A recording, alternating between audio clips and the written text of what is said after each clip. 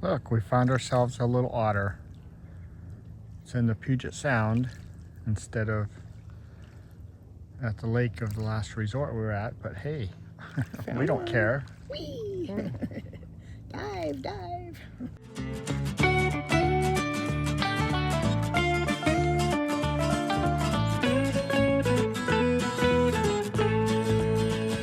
So the coolest thing about this park is what?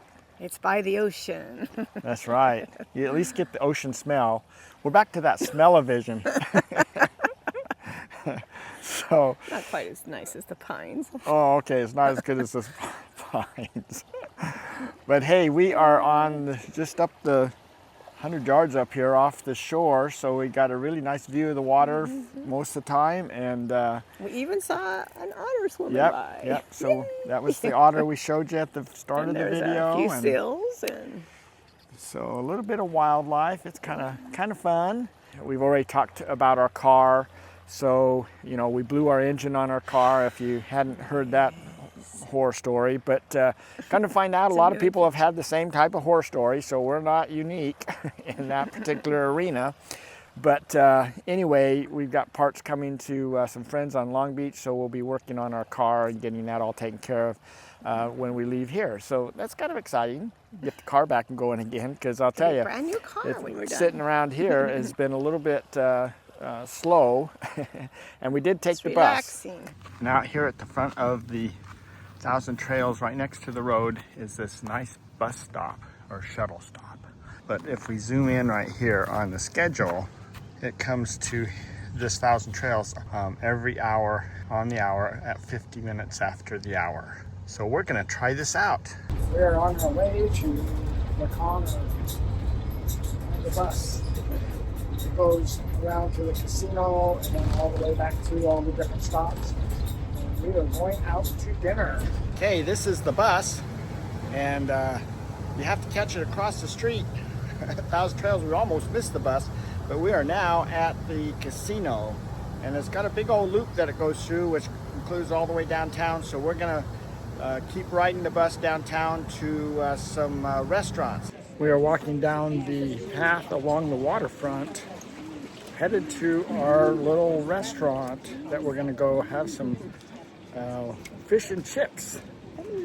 That's why you come to Washington, right? To have fish and chips. Yep. Fresh fish and chips. Yep, for sure. We are at the Connor Tavern and Eatery. Is that right? Connor Pub and eatery. Pub and Eatery, yeah. And we are having these fish and chips right here. Yum, yum. And we are right here on the waterfront.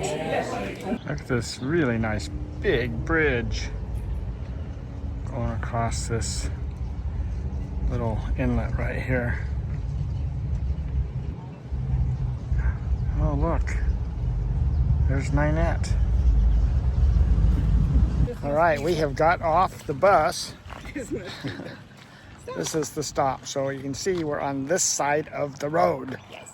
not over by the sign. We almost got missed last time. Yeah, she was nice enough to slow down and back up and pick us up, but that's because we were supposed to be on this side of the road, because that's the direction the bus is going, and we were standing over there.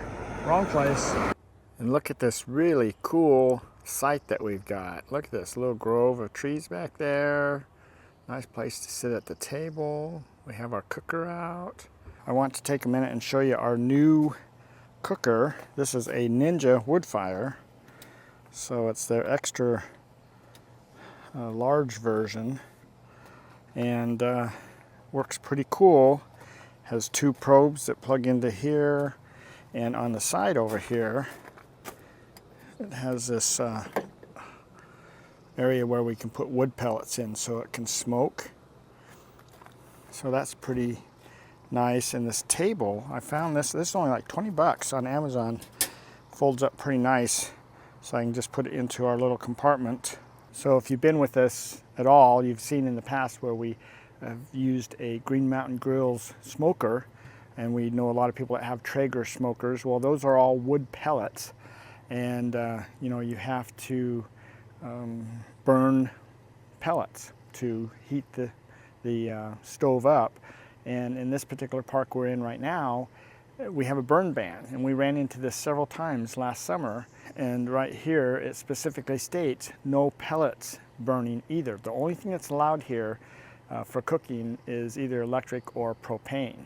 And this one here is a electric, so we've got an electric portion under there, and we do have this grill that we can use to cook our steaks and things like that, or anything that we want the grill marks to be on, or we can swap it out for this griddle. They also have a pizza stone, so they've got a lot of different accessories that you can buy for this. And the cool thing is it fits right in here in my little compartment for all my electrical stuff. So that's nice. Before I actually put it in here, I did want to show you that I have now put a fuse block in here. And so all my different items are connecting over to my fuse block. And the last thing that I added is this little station area here to plug all of our different devices in and everything. So different USB-A's and USB-C connectors on it. So everything just fits there, snug as a bug. Works out really well. Still have ventilation for the Multi Plus. And this particular tray slides out, so it's got other things on that tray, but this works out really good for this compartment. The Green Mountain Grill did not fit in this compartment, although that's where I wanted to put it to begin with, but it was so much larger, so it didn't, it sits above the ground and things. It didn't need a table, so that was something that we had to compromise on. We had to get a little table and went with a little bit smaller grill to get everything to fit into this rig. We have this whole area on this side of the rig to park our car, but we have parked it right next to the road since we blew the engine on it. It's kind of hard to get it around, so we'll just push it out when we're ready to leave and hook it up to the motorhome and take off again. Lots of space between sites, pretty secluded. Lots of tree cover. And if we look right down here, we get a glimpse of, well, Puget Sounds. We call it the ocean because that's as close as we're getting right now. And the reason we call this the ocean is because it is salt water. So I actually tasted the water and it is pretty salty. So this is our ocean, as close as we get right now. Here's the map of the park, and it's a pretty good sized park. You can get lost pretty easy. Yeah. So there's our site right over there. A car parked there. We're just going to go turn here, exit down this way. And so this is a one-way road. We're not going to ride up and down every road on the video here, but we'll kind of give you an idea how things are laid out. You can see that there's a lot of room between different sites. And so got some tree cover and things between you. Some people have really good satellite coverage because of where they're parked. And some are tucked back into the trees more than others. So, and you can see this road, it's kind of like a gravel, but it's been compressed. So all the roads here are actually pretty nice. So again, we're on a one-way road here leading back out to this main street. So this street right here is the street you would turn to the right here if you wanted to leave the park. So that's going back out of the park right there, and also where the dump station is.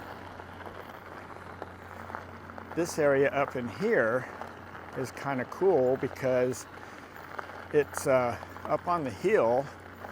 Oh, and we have to show you the pickleball courts in a little bit. Again, lots of room between areas. Not very many of these areas actually have a dump, so most everything here is just water and electric. So if you're staying for very long, then you have to either have a blue boy to go dump, or you have to move your rig back and forth to the dump station. So we have to come over here just really quick. We met this lady last night. Look at these little cats. She's got quite the little catio set up here. All these cats, and she's got a German Shepherd dog that protects them, but she's got 4 cats. Pretty cool. nothing like taking it to the next level. She says if she can, she's trying to figure out how she can go from the top of that, where that blue kitty is, on the top of that rack, put another one there and eventually get it up on top of her roof. But she has to move every 3 weeks, so that's a lot of stuff to put away. She says it's just barely fits in her truck as it is right now. As we continue on up the hill here, you can see how there's a lot of tree cover here, and you wouldn't get very good satellite coverage inside of some of these areas. But that's the fun part of this particular park. So, and these roads go everywhere. It's so easy to get lost. A lot of nice sights.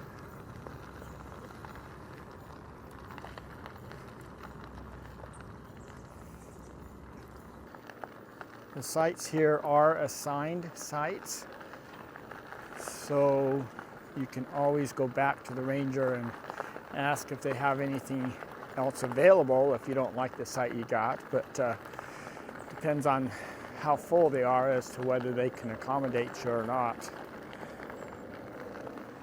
But again, nice, great view of, we're just going to call it the ocean.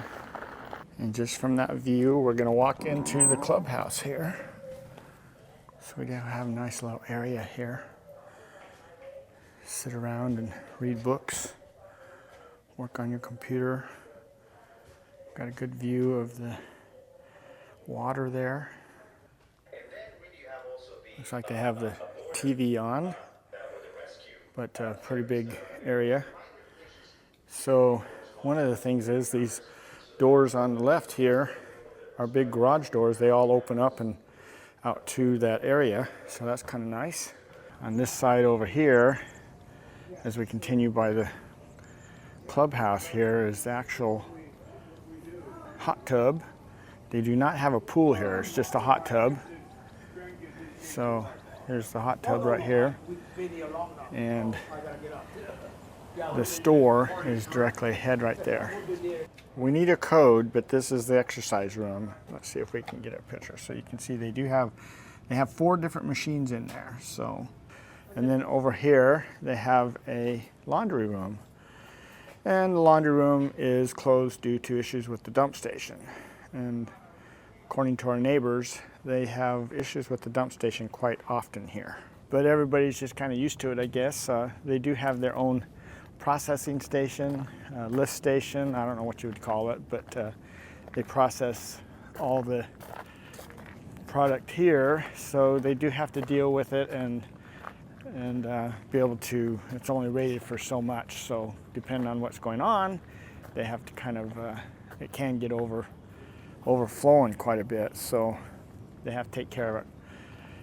So I think, overall, the roads are really good here in this park. The sites are pretty nice, and they do a pretty good job trying to take care of the park. I think there could be a little bit more communication as to what's going on, but when we checked in, we did get notified of different events that's going to happen, but there's nothing scheduled for pickleball, so that's hasn't made Ninette very happy, because we haven't been able to meet up with anybody to play pickleball since we've been here, even though they have these pickleball courts.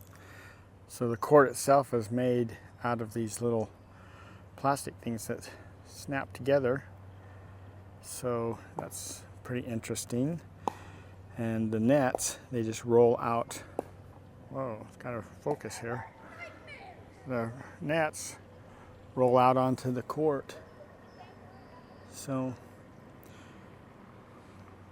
at least there's a place to play.